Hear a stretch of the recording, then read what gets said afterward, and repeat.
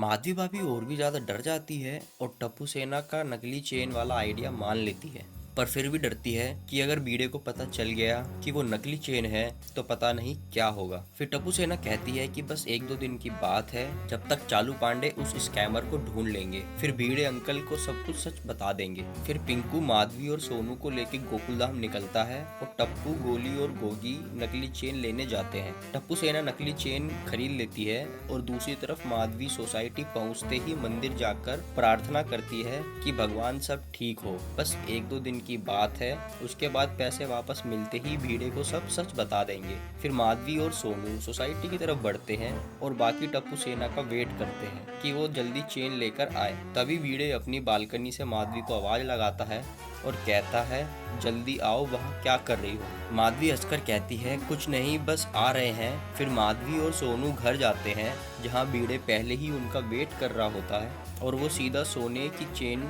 दिखाओ बोलता है और माधवी घबरा जाती है। भीड़े को कुछ अजीब लगता है और वो पूछता है कि तुम दोनों के चेहरे क्यों उतरे हुए हैं, और सोनू बोल देती है कि चेन उनके पास नहीं है। और तभी टप्पू सेना आ जाती है और कहती है चेन उनके पास है। फिर भीड़े टप्पू सेना से पूछता है कि चेन तुम लोगों के पास कैसे आई। फिर टप्पू बोलता है कि माधवी आंटी जिस एरिया में चेन लेने गई थी वहाँ चोरों का बहुत खतरा है, तो इसीलिए हम भी उनके साथ चले गए थे ताकि कोई गड़बड़ ना हो। फिर बीडे टप्पू से चेन लेता है और चेन का बॉक्स देखते ही पूछता है कि इस पर ज्वेलर शॉप का नाम क्यों नहीं है। फिर टप्पू बोलता है कि अगर हम ज्वेलर बॉक्स में चेन रखते तो चोरों को शक हो जाता कि इसमें गोल्ड चेन है, इसीलिए हमने नॉर्मल बॉक्स में चेन रखवाई। फिर भीड़े चेन देखता है और बहुत खुश हो जाता है, उसे वो चेन बहुत अच्छी लगती है और वो नकली है पता भी नहीं चलता। भीड़े को माधवी पर बहुत गर्व होता है कि तुमने अपनी मेहनत की कमाई से 80,000 की चेन खरीदी।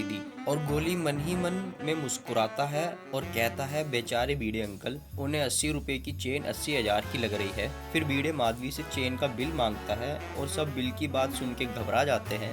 माधवी बोलती है बिल तो नहीं है। फिर भीड़े बोलता है ऐसे कैसे बिल नहीं है, 80,000 की चेन है, बिल तो देना ही पड़ेगा ना, और बिल लेने निकलता है। फिर टप्पू भीड़े को रोकता है और बोलता है आप जाओगे भी तो बिल नहीं मिलेगा, क्योंकि आज पुष्ट नक्षत्र है तो दुकान पर बहुत भीड़ है, इसीलिए तो उन्होंने कहा आपको बिल आज नहीं कल मिलेगा। फिर सोनू बोलती है उन्होंने ये भी कहा था कि कल दुकान बंद रहेगी तो परसों बिल लेने आना। फिर भीड़े कहता है कि माधवी भले ही थोड़ी देर हो जाती पर तुमने बिल लेके आना चाहिए था। फिर भीड़े मास्टर चेन पर हॉलमार्क चेक करता है कि वो असली तो है ना।